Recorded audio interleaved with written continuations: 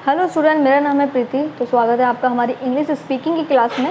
Last video में हमने is am are और वाज वर का यूज़ करना सीखा था। लास्ट वीडियो में हमने सीखा था कि कैसे हिंदी के सेंटेंस को इंग्लिश में इज़ एम आर और वाज वर के थ्रू बनाया जाता है। और आज हम इस वीडियो में सीखेंगे हैज़ और हैव का यूज़। आपको वीडियो बिल्कुल स्किप नहीं करनी है, वीडियो को ध्यान से देखना है, क्योंकि आज हम इस वीडियो में हैज़ और हैव का यूज़ सीखने वाले हैं कि हैज़ और हैव को कैसे यूज़ किया जाता है अपने सेंटेंस में। हम अब अपने वीडियो में आगे बढ़ रहे हैं, तो इसी के साथ साथ हम हिंदी के सेंटेंस को, हिंदी के वाक्य को इंग्लिश में ट्रांसलेट करना भी सीख रहे हैं। आने वाली वीडियो में हम धीरे धीरे स्टोरी भी ट्रांसलेट करना सीखेंगे और हम इंग्लिश बोलना भी सीखेंगे। तो अभी आप छोटी क्लास में हैं, तो इसीलिए आपको स्टेप टू स्टेप मैं आपको सिखा रही हूँ। हम 9 वीडियोज़ ऑलरेडी कंप्लीट कर चुके हैं। अगर आपने वीडियो नहीं देखी है तो वो वीडियो भी वॉच कर लीजिएगा और डिस्क्रिप्शन बॉक्स में लिंक मिल जाएगा। उन वीडियो को आपको ज़रूर देखना है, क्योंकि अगर आप वो नहीं देखेंगे तो आपको फिर बीच से कुछ भी समझ में नहीं आएगा। तो इसीलिए आपको step to step videos complete करनी है। तो आज हम इस वीडियो में क्या सीखने वाले हैं, हैज़ और हैव का यूज़। हैज़ और हैव के यूज़ सीखने से पहले हम एक बार रिकैप लेंगे लास्ट वीडियो का, जिसमें हमने वाज वर और इज़ एम आर का यूज़ सीखा था। तो चलिए एक बार छोटा सा एक प्रैक्टिस कर लेते हैं। हमने लास्ट वीडियो में सीखा है कि किसी सेंटेंस, जब हम हिंदी के किसी सेंटेंस को इंग्लिश में बनाते हैं तो उसमें होता है सब्जेक्ट। सब्जेक्ट मैंने आपको बताया था, काम को करने वाला। जो भी सेंटेंस में काम को करने वाला होता है उसको सब्जेक्ट कहते हैं, जिसको व्याकरण में कहेंगे कर्ता। इसके बाद है वर्ब। जब हम सेंटेंस को बनाते हैं तो सब्जेक्ट के बाद आती है वर्ब। वर्ब होती है क्रिया, यानी कि काम को करने वाला। क्रिया होती है काम। सब्जेक्ट होता है काम को करने वाला, क्रिया यानी वर्ब होती है काम, कि क्या काम आप उस सेंटेंस में कर रहे हैं, क्या काम सेंटेंस में बताया जा रहा है। इसके बाद आता है ऑब्जेक्ट। जो भी बच जाता है, मैंने आपको बताया था, वो सारा हम ऑब्जेक्ट में डाल देते हैं। इसके साथ साथ हमने सीखी थी कि हमारी जो हेल्पिंग वर्ब होती है वो क्या होती है। तो हेल्पिंग वर्ब हमारी क्या होती है, मैंने बताया था आपको। हेल्पिंग वर्ब होती है हमारी is am are, was were, has, have, had, do, does, did, should, would. तो ये हम कैन, कुड, तो ये हमारी क्या होती है, ये होती है हमारी हेल्पिंग वर्ब। और हेल्पिंग वर्ब का क्या काम होता है, हेल्पिंग वर्ब हमें बताती है समय के बारे में। क्या काम होता है, ये हमें बताती है समय के बारे में कि क्या काम प्रेजेंट में हो रहा है, वो अभी भी हो रहा है या नहीं हो रहा है, क्या काम पास्ट में हुआ था या क्या काम फ्यूचर में होगा। तो ये काम होता है हेल्पिंग वर्ब का। और हेल्पिंग वर्ब हम यूज़ करते हैं हमारी मेन वर्ब से पहले। ये कौन सी वर्ब है, ये मेन वर्ब है। ये कौन सी वर्ब है, ये मेन वर्ब है। जो एक्शन होते हैं, खाना पीना सोना, जो कि मैंने आपको फर्स्ट वीडियो में ही सिखाया था। डे 1 में आपको मैंने सारे एक्शन सिखाए थे। तो वो हमारी क्या थी, वो थी हमारी मेन वर्ब। और ये हमारी होती है हेल्पिंग वर्ब। हेल्पिंग वर्ब होती है is am are, was were, जैसे कि मैंने आपको लास्ट वीडियो में भी अच्छे से एक्सप्लेन किया है, अच्छे से सिखाया है। जो हमारी हेल्पिंग वर्ब होती है वो हमारी मेन वर्ब से पहले आती है। कब आती है, मेन वर्ब से पहले आती है। एक सेंटेंस एक बार देख लेते हैं। जैसे वह जा रहा है, वह जा रहा है, तो वह की इंग्लिश होगी ही।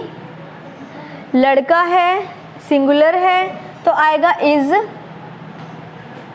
जा रहा है, अब आएगी हमारी मेन वर्ब, जाने की होती है गोइंग। गो आएगी, अभी भी वो काम हो रहा है, जाने का काम अभी भी हो रहा है, तो हम आईएनजी लगा देंगे। मैं लास्ट वीडियो में मैं ऑलरेडी इज़ एम आर का यूज़ इसीलिए मैं सिखा चुकी हूँ और इसीलिए मैं एक बार रिकैप ले रही हूँ। एक बार हम इसीलिए प्रैक्टिस कर रहे हैं ताकि आपको सारी चीज़ें फिर से रिमाइंड हो जाए। तो यहाँ पर हमने सब्जेक्ट लिया, फिर हमने हेल्पिंग वर्ब ली, उसके बाद हमने मेन वर्ब ली गो और आईएनजी लगा दिया, क्योंकि काम अभी भी हो रहा है तो इसलिए हम आईएनजी लगाएंगे। ही इज़ गोइंग, बस फुल स्टॉप। यहाँ पर कोई ऑब्जेक्ट है नहीं, क्योंकि वह की भी इंग्लिश हो गई है, जाने की भी इंग्लिश हो गई है, रहा की भी इंग्लिश हो गई है, ये इंग्लिश हो चुकी है। तो इसीलिए हमारे पास कोई ऑब्जेक्ट नहीं है, तो हम ऑब्जेक्ट नहीं लिखेंगे। अगर यहाँ पर लिखा होता वह बाजार जा रहा है तो ऑब्जेक्ट में मार्केट आ जाता, लेकिन यहाँ पर बाजार के बारे में ऐसा कुछ नहीं दिया हुआ है कि वो कहाँ जा रहा है, तो ऑब्जेक्ट में हम कुछ नहीं लिखेंगे। तो ही इज़ गोइंग, तो हमने क्या किया, पहले हमने सब्जेक्ट लिया, फिर हमने हेल्पिंग वर्ब ली और उसके बाद हमने मेन वर्ब ली। तो इस तरीके से हमारे जो सेंटेंस है वो कंप्लीट हो जाता है। तो ये आपको ध्यान रखना है कि हमारी हेल्पिंग वर्ब क्या होती है, मेन वर्ब कौन सी होती है, सब्जेक्ट कौन सा होता है और ऑब्जेक्ट में क्या आता है। सेंटेंस को बनाने का जो रूल है वो यही है, पहले आप सब्जेक्ट लिखेंगे, फिर आप अगर सेंटेंस में हेल्पिंग वर्ब है तो हेल्पिंग वर्ब लिखेंगे, फिर मेन वर्ब लिखेंगे और फिर आप ऑब्जेक्ट लिखेंगे। अगर ऑब्जेक्ट है तो फिर आप ऑब्जेक्ट लिखेंगे। तो ये हमारा रूल है सेंटेंस को बनाने का। मैंने आपको लास्ट वीडियो में एक और चीज़ भी बताई थी कि हमारे सिंगुलर सब्जेक्ट कौन से होते हैं और प्लूरल सब्जेक्ट भी कौन से होते हैं।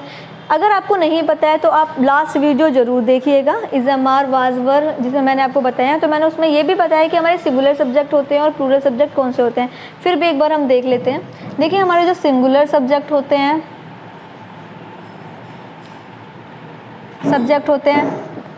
वो होते हैं ही, शी, इट। ये कौन से होते हैं हमारे, ही, शी, इट हमारे होते हैं सिंगुलर सब्जेक्ट। या फिर किसी का नेम हो गया, या फिर कोई चीज़ है जो सिंगुलर नंबर में है। या टेबल है तो टेबल एक ही है, टेबल्स हैं तो फिर वो टेबल्स बहुत सारी हैं तो वो फिर प्लूरल में चली जाएंगी। तो किसी का नेम हो गया, कोई एनिमल है जैसे कैट है तो कैट सिंगुलर हो गई, कैट्स हैं तो वो प्लूरल में चली जाएंगी। तो इस तरीके से अगर किसी का नेम है या फिर ही, शी, इट है, दिस दैट है तो ये क्या है हमारे सिंगुलर सब्जेक्ट। प्लूरल सब्जेक्ट कौन से हैं ये आपको ध्यान में रखना है। प्लूरल सब्जेक्ट कौन से हैं, यू, आई, वी, दे, या फिर कोई ग्रुप हो गया, यानी दो से ज़्यादा चीज़ें हो गई। लड़के हैं, बॉय है तो सिंगुलर में जाएगा, बॉयज़ हैं तो प्लूरल में जाएंगे। तो ये आपके बहुत ही इंपॉर्टेंट चीज़ है जो आपको हमेशा याद रखनी है। जितने भी आप सेंटेंस बोलेंगे सब डिपेंड करेंगे इन पर, क्योंकि जो हेल्पिंग वर्ब होती है वो इन्हीं पर डिपेंड करती है। हेल्पिंग वर्ब हमेशा सब्जेक्ट को देखते हुए लगती है, तो ये आपको ध्यान में रखना है।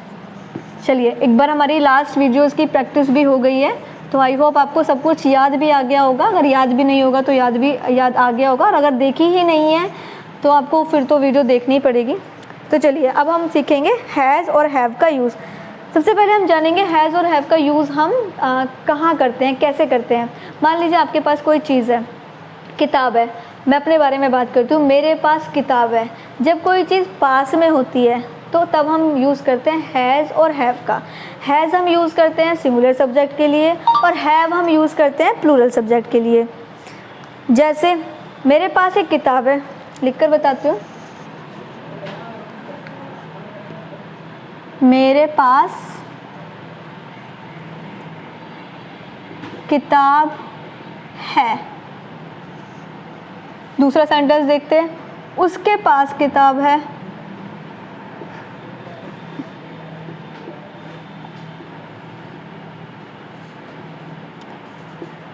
चलिए एक तो हो गया हमारा ये सेंटेंस, एक तो है मेरे पास किताब है, एक है उसके पास किताब है।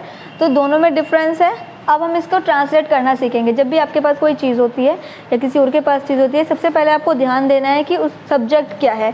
सब्जेक्ट क्या है इसमें, मेरे पास। मेरे के लिए क्या लगाएंगे, आई।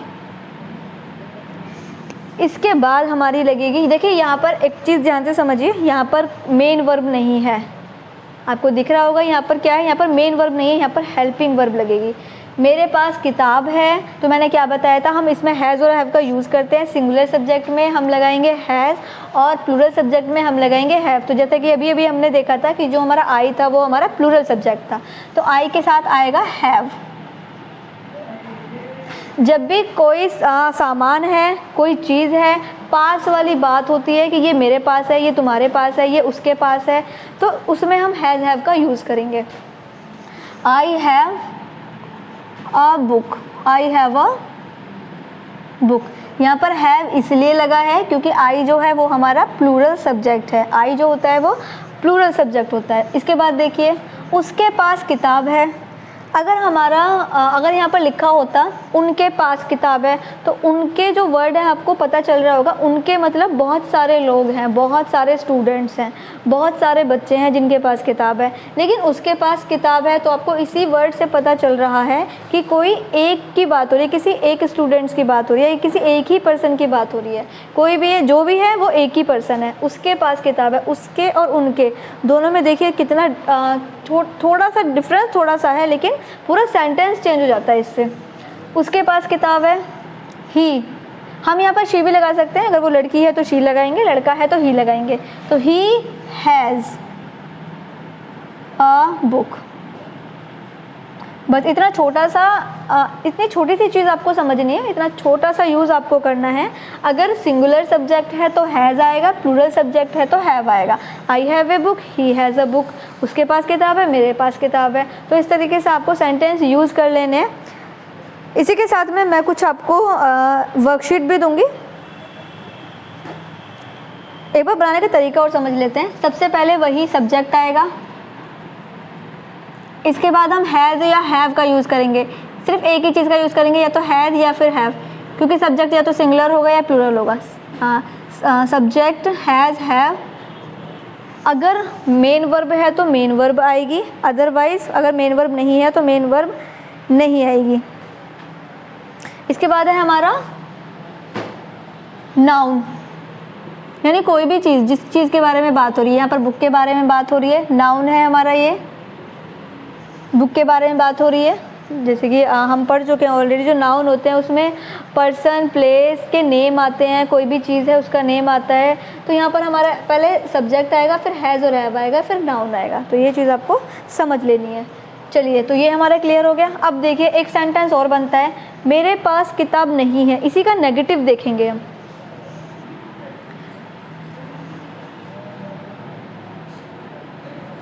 इसका नेगेटिव देखते हैं, मेरे पास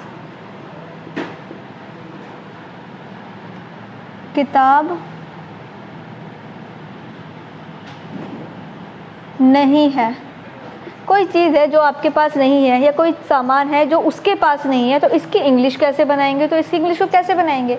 सिंपल हमें क्या करना है, सिंपल हमें हेल्पिंग वर्ब में नोट ऐड कर देना है। हम इसमें यूज़ करेंगे डू या डज का। कैसे? I do not have a book. ये इसका रूल है। हमें क्या करना है, हमें डू या डज का यूज़ करना है। ठीक है, हम डू या, क्योंकि हम प्रेजेंट में हैं, प्रेजेंट की बातें कर रहे हैं, प्रेजेंट की चीज़ें हो रही हैं, तो हम डू या डज का यूज़ करेंगे। डू हम यूज़ करेंगे जब हमारा सब्जेक्ट प्लूरल होगा, और डज हम यूज़ करेंगे जब हमारा सब्जेक्ट जो है वो सिंगुलर होगा। जैसे उसके पास किताब नहीं है, उसके पास पेंसिल नहीं है, पेंसिल नहीं है। ही क्या है, हमारा सिंगुलर सब्जेक्ट है। He does not have a pencil. समझ में आ गई इतनी बात? He does not have a pencil, उसके पास पेंसिल नहीं है। तो ये हो गया हमारा एक तो पॉजिटिव वाला कि मेरे पास ये है, उसके पास ये है। और लेकिन जब हम बोलते हैं कि ये मेरे पास नहीं है, तो आप क्या यूज़ करेंगे? आप डू या डज, डू नॉट या डज नॉट का यूज़ करेंगे, और साथ में हैव लगाएंगे, क्योंकि हैव क्या है, हमें हैज़ और हैव तो लगाना ही लगाना है, क्योंकि यहाँ पर पास होने की बात हो रही है। तो I don't have a pencil, I don't have a, short बोलते हैं इसको। जो डू नॉट होता है उसको हम शॉर्ट फॉर्म में बोलते हैं डोंट। तो और डज नॉट को बोलते हैं डजंट। ओके, तो आपको इस तरीके से आप हिंदी को इंग्लिश में ट्रांसलेट करेंगे। आपके पास कुछ नहीं है तो I don't have a nothing, तो इस तरीके से आपको ये ट्रांसलेट करना है। इसके बाद हम एक दो चीज़ें और समझ लेते हैं। ये तो हो गया हमारा पॉजिटिव, और ये हो गया हमारा नेगेटिव सेंटेंस। इसी की एक वर्कशीट है, आपको आप स्क्रीन पर देखिए, वर्कशीट आपको फिल करनी है। चलिए, जो फर्स्ट वाला है, फर्स्ट वाले में नोट कीजिए, उसके पास चावल है, इसकी इंग्लिश कैसे बनेगी? आप स्क्रीन से फटाफट से वर्कशीट नोट कर लीजिए। ये आपका वर्क है जो कि आपको ट्रांसलेट करना है। उसके पास चावल है,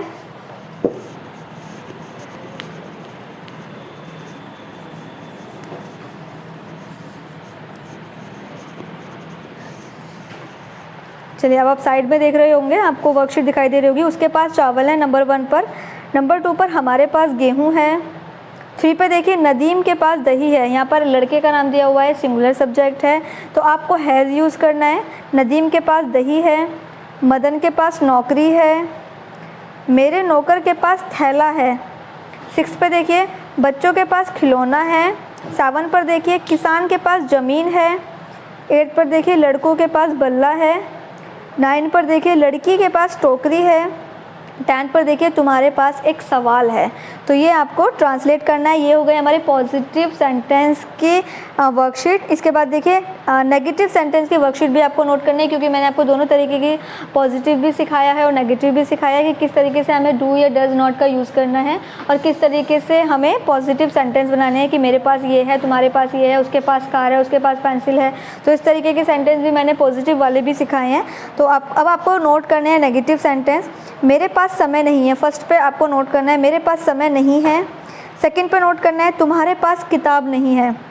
3 पे नोट करना है हमारे पास चीनी नहीं है। 4 पे नोट करना है आपको आदमी के पास छाता नहीं है। 5 पे नोट करना है बच्चों के पास मिठाई नहीं है। 6 पर लड़कों के पास कलम नहीं है। 7 पर उनके पास गुड़ को इंग्लिश में बोलते हैं जैगरी, जो कि इसमें मैंने लिखा भी हुआ है। उनके पास गुड़ नहीं है। 8 पर देखिए डाकिया के पास पत्र नहीं है। 9 पर देखिए 9 पर नोट करना है आपको लेखक के पास कहानी नहीं है। और 10th पर आपको नोट करना है मेरे दोस्तों के पास पैसे नहीं हैं।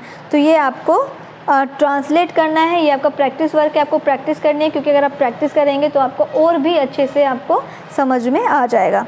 चलिए, अब इसके बाद हम देखते हैं नेगेटिव सेंटेंस हो गए, पॉजिटिव सेंटेंस हमारे हो गए हैं। इसके बाद अब हम देखेंगे जब आपके पास कोई सेंटेंस होगा,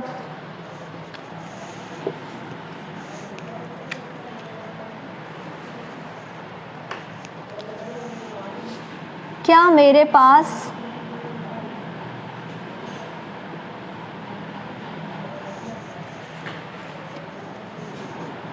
पास थैला है।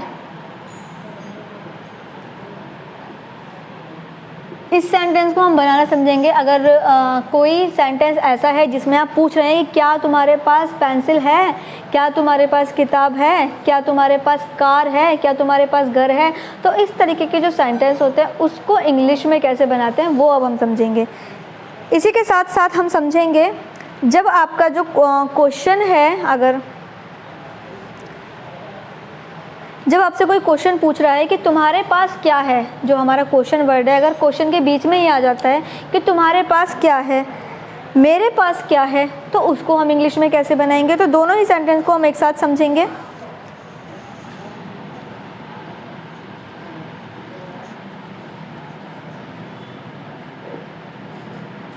तुम्हारे पास क्या है। अगर आपसे पूछता है कोई कि तुम्हारे पास क्या है, तुम किसी से पूछते हो कि तुम्हारे पास क्या है, तो आप इसको इंग्लिश में कैसे बनाएंगे। तो ये भी हम समझेंगे। उसके पास क्या है,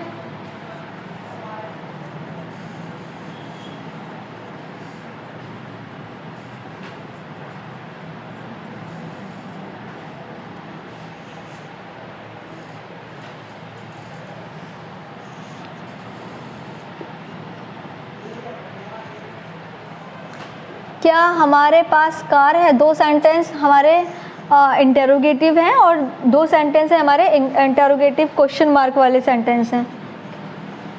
क्या हमारे पास कार है। इस तरीके के अगर सेंटेंस होते हैं तो फिर आप कैसे बनाएंगे, कैसे बोलेंगे, बोलना भी सीखना है आपको। सेंटेंस देखिए, अगर आपको ये रूल समझ में आ जाएगा तो फिर आप बोलने भी लग जाएंगे। तो इसीलिए मुझे आपको ये बताना पड़ रहा है, क्योंकि एक चीज़ मैं आपको बता दूं, काफ़ी लोग कहते हैं कि इंग्लिश बोलने के लिए ग्रामर नहीं चाहिए, ग्रामर की ज़रूरत नहीं होती है, लेकिन बेसिक ग्रामर की ज़रूरत होती है। आपको पता होना चाहिए कि हमें हैज़ हैव कहाँ बोलना है, हमें वाज वर का यूज़ कैसे करना है, हमें इज़ एम आर का यूज़ कैसे करना है, हमें शुड वुड का यूज़ कैसे करना है।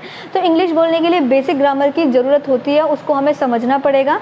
और ऐसा नहीं है कि हम बिल्कुल ग्रामर को इग्नोर कर दें और फिर अपना वोकेबलरी या अपने बोलने पर ध्यान दें, या फिर हम सेंटेंस को रटें, क्योंकि सिचुएशन जो आती हैं वो रटी हुई सिचुएशन नहीं होती हैं। जो सिचुएशन आती हैं वो कोई भी सिचुएशन हो सकती है, कुछ भी सिचुएशन आपके सामने आ सकती है, कैसी भी परिस्थिति आपके सामने आ सकती है जिसमें आपको कभी भी इंग्लिश बोलना पड़ सकता है। तो बशर्ते आपको जो रूल्स हैं वो पता होने चाहिए कि अगर हमें हैज़ हैव का यूज़ करना है तो हमें कहाँ करना है। मान लीजिए सेंटेंस कुछ और है, मैं बाज़ार गया था, और आप बोल रहे हैं और आप यूज़ कर रहे हैं हैज़ हैव का, तो बिल्कुल इनकरेक्ट हो जाएगा। तो इसीलिए आपको पता होनी चाहिए कि हमारी हेल्पिंग वर्ब कहाँ यूज़ होती हैं, एंड हमें आईएनजी कहाँ लगाना है, हमें वर्ब की सेकंड फॉर्म कहाँ लगानी है। ये जो बेसिक चीज़ें होती हैं बस वो आपको पता होनी चाहिए। अदरवाइज़ बहुत ज़्यादा ग्रामर की ज़रूरत नहीं होती, क्योंकि मैं यहाँ पर ग्रामर सिखाने के लिए नहीं बैठी हूँ, मैं आपको सिर्फ और सिर्फ इंग्लिश सिखाने के लिए बैठी हुई हूँ। मैं यहाँ पर आपको इंग्लिश सिखा रही हूँ, इंग्लिश बोलना सिखा रही हूँ, लेकिन बेसिक रूल मैं आपको इसीलिए बताऊँगी जिससे आपको इंग्लिश बोलने में आसानी रहे। चलिए तो इसको देखते हैं। क्या मेरे पास थैला है, तो इसको हम इंग्लिश में कैसे बनाएंगे। इसको हमें इंग्लिश में बनाने के लिए जो डू या डज हम सबसे पहले इसमें यूज़ करेंगे। मेरे पास, तो यहाँ पर क्या है, ये मेरे, यहाँ पर ये प्लूरल सब्जेक्ट है। तो सबसे पहले हमें सब्जेक्ट को देखते हुए हमें डू या डज का यूज़ करना है। तो डू आएगा या फिर डज आएगा। यहाँ पर आएगा हमारा डू। डू क्यों आएगा, डू इसीलिए आएगा क्योंकि जो हमारा सब्जेक्ट है वो हमारा प्लूरल है, यानी आई जो है वो हमारा प्लूरल है।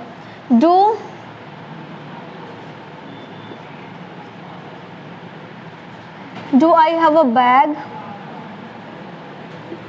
क्वेश्चन मार्क लगाएंगे। क्वेश्चन मार्क इसलिए लगाएंगे क्योंकि हम अब सवाल पूछ रहे हैं, क्योंकि हम सामने वाले से क्वेश्चन पूछ रहे हैं। जब भी हम क्वेश्चन पूछेंगे तब हम क्या करेंगे, तब हम क्वेश्चन मार्क लगाएंगे। लेकिन इसको पढ़ेंगे नहीं, ऐसा नहीं है कि आप बोल दें तुम्हारे पास क्या है क्वेश्चन मार्क, इसको हम पढ़ेंगे नहीं। अब हम पढ़ते नहीं हैं, हम सिर्फ एक्सप्रेस करते हैं, हम अपने एक्सप्रेशन देते हैं। जब हम बोलेंगे तुम्हारे पास क्या तुम्हारे पास कार है, तो सेंटेंस से ही पता चल रहा है कि सामने वाला कुछ हमसे पूछ रहा है। तो हम सिर्फ इसके एक्सप्रेशन देते हैं, हम बोलते नहीं हैं। लेकिन अगर हमारा क्वेश्चन मार्क लगा हुआ है रिटन में, हम यहाँ पर सवाल पूछ रहे हैं, तो यहाँ पर जब हम हमारा जो सेंटेंस है वो लिखा हुआ है, तो यहाँ पर तो ये एक्सप्रेशन तो नहीं दे सकता भाई, लिखी हुई चीज़ थोड़ी ना एक्सप्रेशन दे सकती है, कोई चीज़ है वो थोड़ी एक्सप्रेशन दे सकती है। तो इससे हमें पता लग रहा है, इस साइन से हमें पता लग रहा है कि सेंटेंस में कुछ पूछा जा रहा है, तो इसीलिए हम लगाएंगे यहाँ पर क्वेश्चन मार्क। तो ये बनाएंगे कैसे, सेम सिंपल है। यहाँ पर हम बीच में लगा रहे थे, डू या डज का यूज़ हम बीच में कर रहे थे, तो यहाँ पर हम पहले ही कर लेंगे। हम डू लगाएंगे सब्जेक्ट को देखते हुए, डू आई हैव हम लगाएंगे, क्यों, क्योंकि प्लूरल सब्जेक्ट है, और प्लूरल सब्जेक्ट है इसीलिए हमने डू लगाया है, और डू लगाया है, प्लूरल सब्जेक्ट है इसीलिए हमने हैव लगाया है। Do I have a bag, क्या मेरे पास थैला है। अब देखिए, क्या हमारे पास कार है, यहाँ पर हमारा क्या है, ये भी हमारा प्लूरल सब्जेक्ट है, तो प्लूरल का तो मैंने ऑलरेडी बता दिया, तो इसीलिए मैं यहाँ पर सिंगुलर वाला कर देती हूँ, ताकि आप थोड़ा सा सिंगुलर सब्जेक्ट वाले भी समझ जाएं। क्या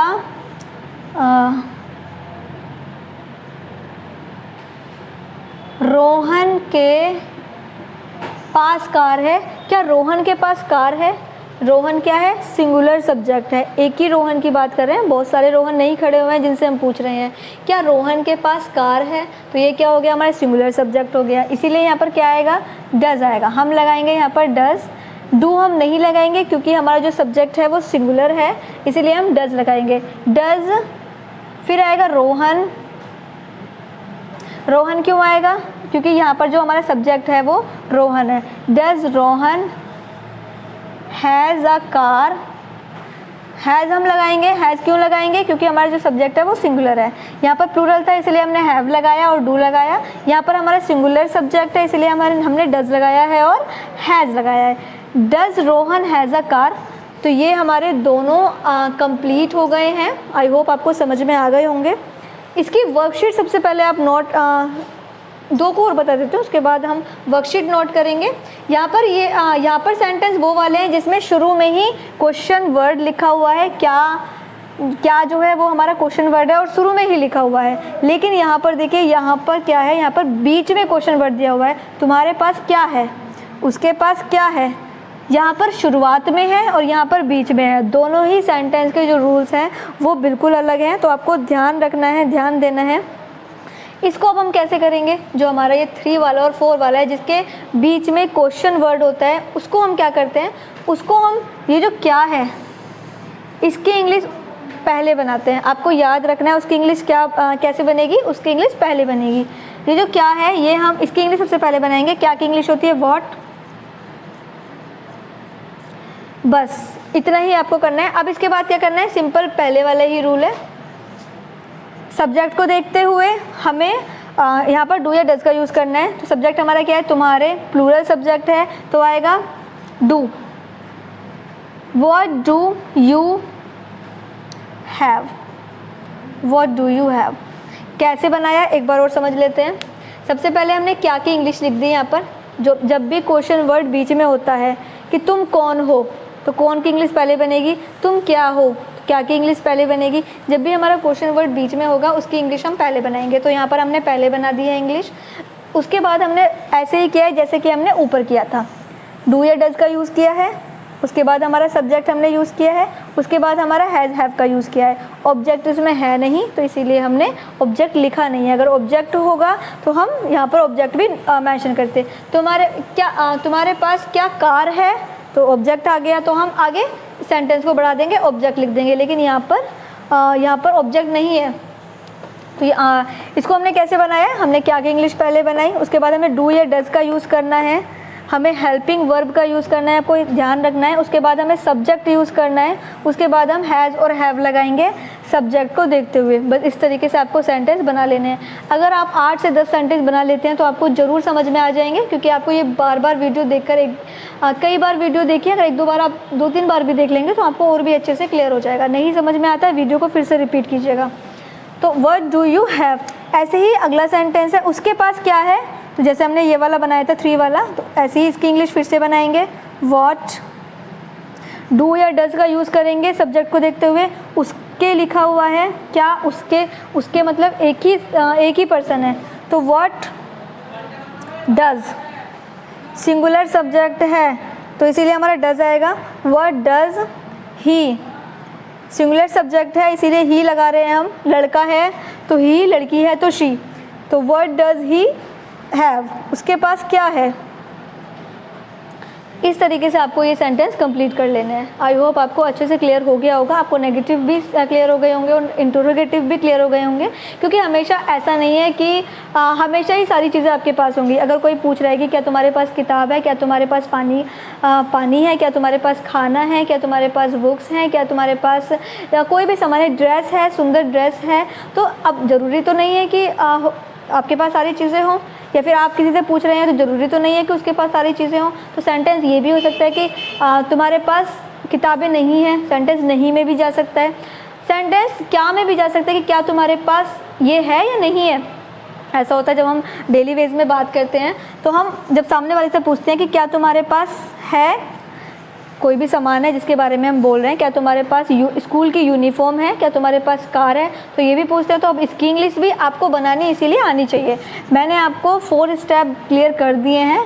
सेंटेंस को बनाने के 4 स्टेप होते हैं। एक तो होता है पॉजिटिव जो सिंपल सेंटेंस होता है, एक होता है नेगेटिव जिसमें नहीं वाली बात होती है, जिसमें हम नोट में बात करते हैं, नहीं वाले सेंटेंस होते हैं। 3 वाले होते हैं जिसमें हम क्वेश्चन पूछते हैं, जिसमें हम पूछते हैं क्या तुम्हारे पास सामान है, ये सामान है। और एक होते हैं फोर्थ वाले सेंटेंस होते हैं ये वाले, जिसमें हमारे क्वेश्चन वर्ड जो होता है वो बीच में आता है। जैसे कि तुम्हारा क्या नाम है, तुम कहाँ रहते हो, तुम कौन से स्कूल में जाते हो, तो बीच में आया। हिंदी में बोलना आसान है लेकिन इंग्लिश में बनाने के लिए इनके रूल्स हैं। तो इस तरीके के जो चारों चीज़ें मैंने आपको बता दी हैं। तो अब इन्हीं से रिलेटेड अब हम वर्कशीट नोट कर लेते हैं। इंटेरोगेटिव वाली और क्वेश्चन वर्ड्स वाली भी हम वर्कशीट नोट कर लेते हैं। जल्दी से आप नोट कर लीजिए।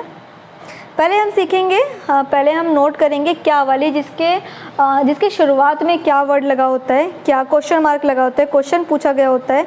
तो फर्स्ट वाले पे लिखिए क्या उनके पास भोजन है। भोजन होता है खाना यानी फूड, तो भोजन की इंग्लिश फूड लिखेंगे हम।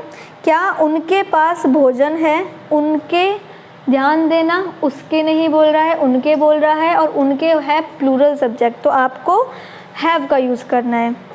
क्या उनके पास भोजन है। 2 वाले में देखिए क्या हमारे पास तेल है, हमारे पास प्लूरल सब्जेक्ट है, ध्यान रखना है आपको।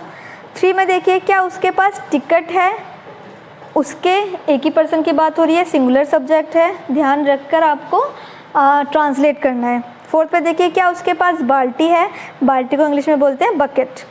5 पे देखिए क्या जावेद के पास चश्मा है, तो आपको इसकी भी इंग्लिश ट्रांसलेट करनी है। क्या गाय के पास दुम है, दुम मतलब टैल, TAIL टैल। क्या बच्चा के पास टोपी है, बच्चा एक ही बच्चे की बात हो रही है, बहुत सारे बच्चे नहीं हैं, एक ही बच्चा है, तो इसलिए आपको यहाँ पर हैज़ का यूज़ करना है और सिंगुलर सब्जेक्ट है तो आप यहाँ पर डज़ का यूज़ करेंगे। 8 वाले पर देखिए क्या राजा की 4 रानियाँ हैं, राजा एक ही राजा है तो आपको डज़ का यूज़ करना है और हैज़ का यूज़ करना है। 9 क्या लड़की के पास शहद है, क्या मेरे पास कंप्यूटर है, ये आपको नोट कर लेना है। अब इसी के आगे जो मैंने आपको बताया था कि जिस सेंटेंस के बीच में क्वेश्चन वर्ड आते हैं इसकी भी आपको ट्रांसलेट करना है। कुछ भी अगर समझ में नहीं आता है तो आप कमेंट में भी मुझसे पूछ सकते हैं, कमेंट में मैं आपको जल्दी से जल्दी ही आंसर आपको दूंगी, तो इसलिए आपको बिल्कुल कंफ्यूज नहीं रहना। अगर कहीं भी कंफ्यूज होते हैं तो आपको मुझे कमेंट करके भी बताना है।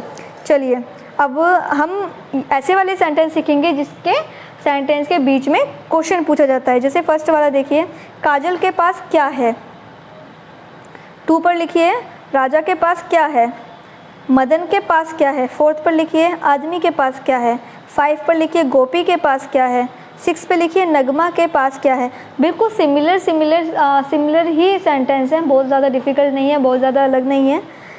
7 पर लिखिए राजू और मोहन के पास क्या है। राजू और मोहन 2 पर्सन हो गए हैं, जो हमारा सब्जेक्ट है वो प्लूरल सब्जेक्ट हो गया है।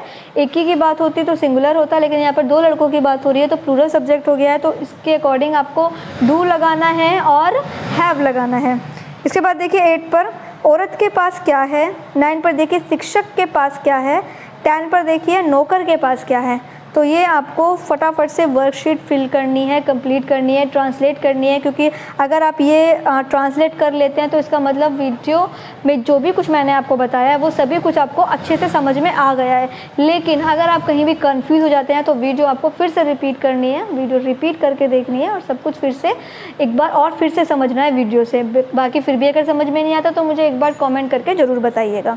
बाकी वीडियो काफ़ी हेल्पफुल था और बच्चों के लिए भी हेल्पफुल है, तो आप वीडियो को शेयर कर दीजिएगा। लास्ट चैप्टर का लिंक जो है वो डिस्क्रिप्शन बॉक्स में मिल जाएगा, तो डिस्क्रिप्शन बॉक्स से आप लिंक चेक करके बाकी के वीडियोस के चैप्टर भी कंप्लीट कर लीजिएगा।